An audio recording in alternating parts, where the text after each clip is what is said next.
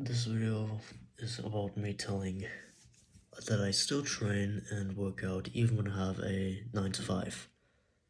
So you might have a job type of one like me where you are in the industrial state. Maybe you are in a apprentice situation, like you are working in the industrial spot where you're an apprentice and you work for long hours.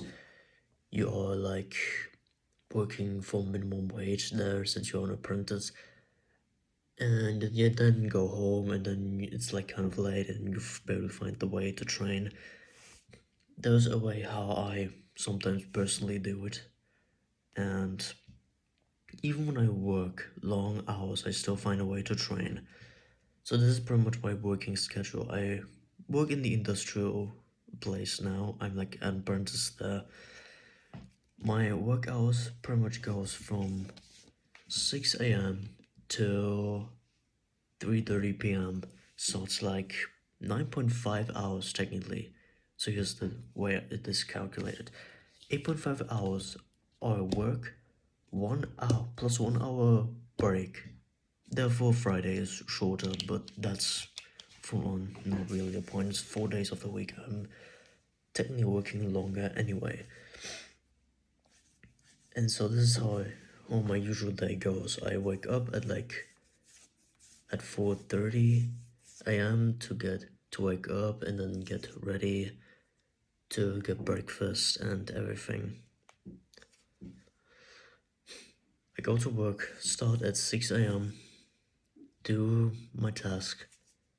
9:15, there's a small break till 9:30, and then we keep working until 12 a.m. till 12. From 12 a.m. to 12:45 is the second break, and then I keep on going till it's 3:30 p.m. Then I get home. It then it's like 4 p.m., 5 p.m. Sometimes there's this weird cycle. Like my dad also works in the industrial state, kind of in the same situation like me, and sometimes he can pick me up and go home, but he starts like later, so sometimes I have to wait an extra hour there in his like little office, and then he drives me back to the like space I'm living in. But sometimes there's like a worker, partner there who can also like pick me up instead, and therefore I can go an hour earlier than I normally should. So sometimes I go home from 5 p.m. If the other guy can pick me up, which is a co-worker, like a partner of mine, I sometimes go home till 4. Then it's like, and then kind of I would then shower, I would then eat dinner, and technically I would then go up of my training room, and I pretty much start doing a small training set, because most people don't realize it only takes technically one session to actually push your muscles to failure and then grow. One session is kind of like you do one heavy set and then you make it less. You drop the weight by little until you kind of like hit the failure mark. And it maybe takes like, honestly, maybe 20 minutes, maybe 25 or 30 minutes.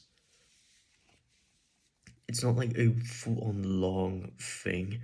I kind of like train pretty much like this most of the days. Sometimes I have like, sometimes when it's like Friday, I sometimes go home back to my mom's apartment. I visit her there and then I train maybe here for like an extra 30 minutes, maybe 1 hour. But other than that, it's technically the simple thing is that people don't have time. This is like the common excuse most people do, that they apparently don't have time to train or whatever. it's not like that you don't have time. You do. It honestly doesn't take that much from it anyway. It's just that sometimes you are just lazy and don't want to do the work. And here's the thing, sometimes there are situations where I sometimes skip workouts, okay? It's not like I'm very consistent at it fully.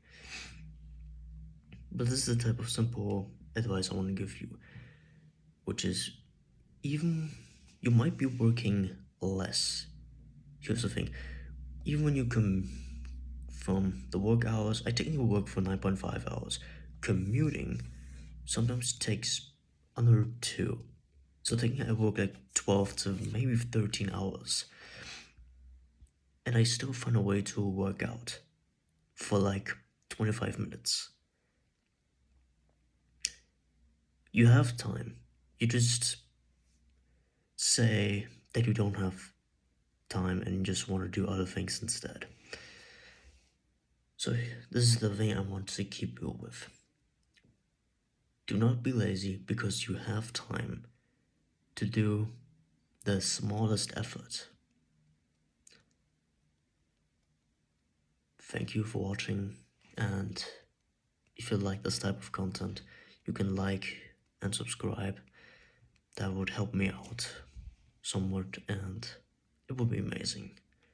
Goodbye.